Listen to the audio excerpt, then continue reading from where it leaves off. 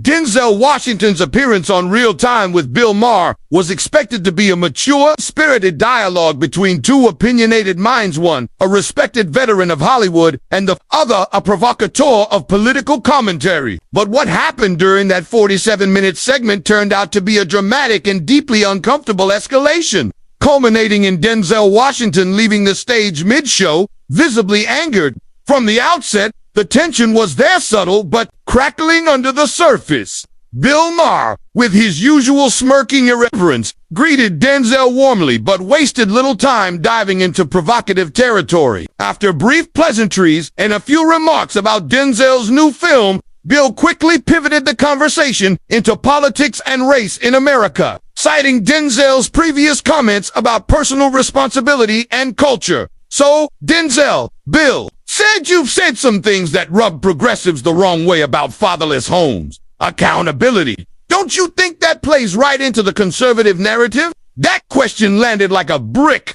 Denzel's face tightened just a bit, but he remained composed at first. Denzel replied with calm precision. I speak from what I see, from where I come from. It's not about left or right. It's about what's real in the communities that raised me, he said. There's nuance to these issues, Bill, and sound bites don't cover it. The audience gave a respectful applause, sensing the maturity behind the answer. But Maher, never one to let things rest, leaned forward and said, but isn't that just conservative speak with better diction? It sounds like you're blaming the victims. That set something off. Denzel narrowed his eyes, still steady, but now visibly less relaxed. I'm not blaming anyone. I'm saying if we keep pretending systems are the only thing at fault, we're ignoring the parts. We can actually change ourselves. You ever been in the trenches, Bill? You ever mentored a kid who's lost 3 friends before turning 16? The audience shifted in their seats, feeling the heat rise. Maher chuckled nervously, as if unsure whether to diffuse or double down. Bill chose to double down. I just think it's a little rich for a guy in Beverly Hills to lecture poor kids about personal responsibility. Denzel's laugh was bitter. That's funny, he said. You sit in the studio, crack jokes for a living, and suddenly you know the streets better than me. The crowd murmured, unsure which side to root for. Maher waved a hand dismissively. Oh, come on. Don't make it about me. You know I'm just asking the questions everyone else is thinking. Denzel leaned forward. Yeah, and some of those questions are coming from a place of ignorance disguised as intellectualism. That line landed hard. Maher was momentarily stunned, and the air in the studio turned thick with tension. The laughter so frequent in Maher's show had completely evaporated. Denzel continued, you talk about real issues like they're punchlines, but for some of us, it's not hypothetical. It's not a debate. It's lived. Maher attempted to pivot, mentioning Denzel's legendary acting career, hoping to soften the mood. But Denzel didn't take the bait. Let's not run back to the movies just because things got uncomfortable, he said sharply. You brought this up, so let's sit in it. The audience clapped, sensing the gravity of the moment. But Maher, perhaps not used to being challenged in this way, bristled. Well, excuse me for trying to have a conversation. I thought that's why you came here. Denzel nodded. I did come to talk. But what you're doing isn't conversation, it's provocation. And don't think I don't know the difference. Maher tried to interject, but Denzel held up a hand. You invite people on your show to play intellectual ping pong. But some of us live this stuff. It's not theory for me. It's not for show. The audience was now completely silent, transfixed. The studio, usually a space of sarcastic jabs and liberal laughter, felt more like a courtroom awaiting a verdict.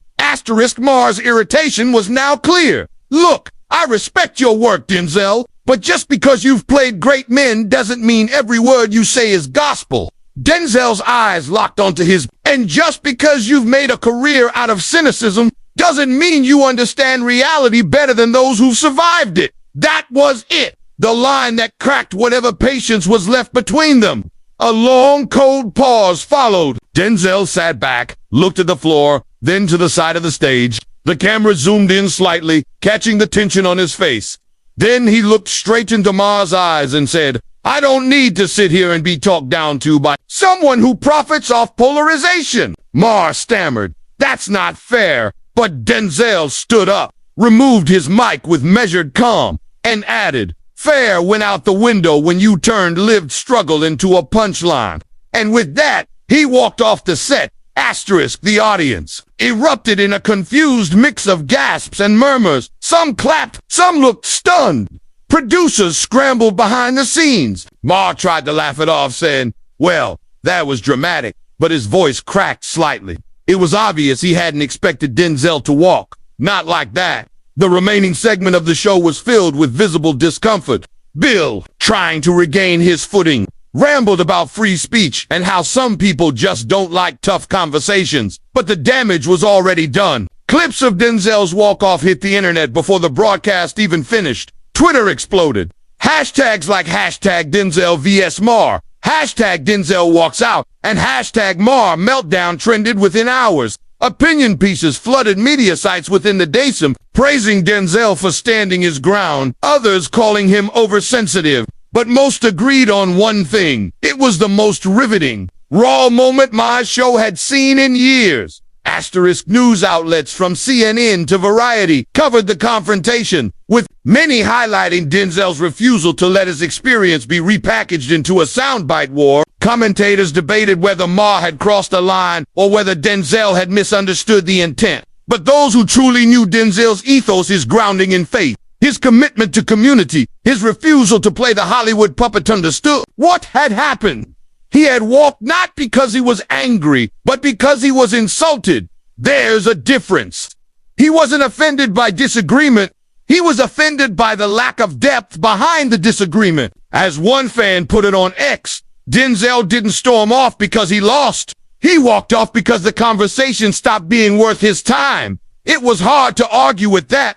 Even some of Maher's usual defenders admitted the exchange felt more like provocation than inquiry. Asterisk, in the following days, both camps released statements. Denzel's team kept it simple. Mr. Washington stands by his comments and will continue speaking on issues that matter to him. He believes in open dialogue, not staged controversy. Maher, meanwhile, opened his next show with a monologue. That tried to spin the incident as an example of how sensitive Hollywood has become, but his jokes landed poorly. The internet had already decided. Denzel had come off as wise, firm, and unapologetically grounded. Maher came off as smug and rattled.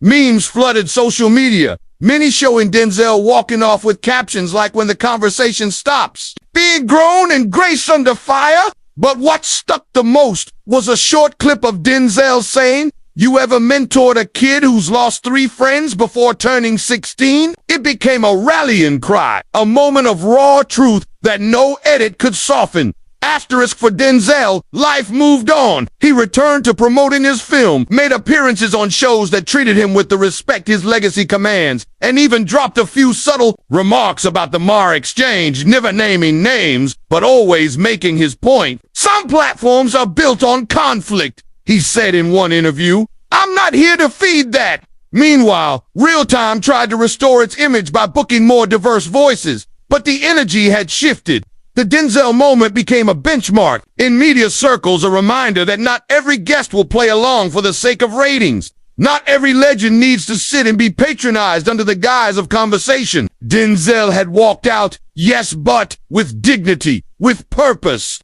and with the kind of clarity that left a mark far bigger than any one-night headline. And audiences remembered. Not the argument, not the tension, but the silence Denzel left behind. It echoed louder than anything that had been said. Asterisk. In the end, the clash between Denzel Washington and Bill Maher wasn't just a viral moment. It was a reckoning, a collision between two very different understandings of dialogue. One built on sharp jabs and intellectual one-upmanship, the other grounded in lived truth and emotional honesty. For Bill Maher, it may have been another controversial episode, but for Denzel, it was a moment of conviction or refusal to allow his truth to be minimized for laughs. And in that act, he reminded everyone watching that strength doesn't always look like shouting or standing your ground in argument. Sometimes it looks like standing up, walking away, and letting your absence speak louder than any rebuttal ever could. That night, Denzel didn't just walk off a stage. He walked into legend not for playing a role, but for living one.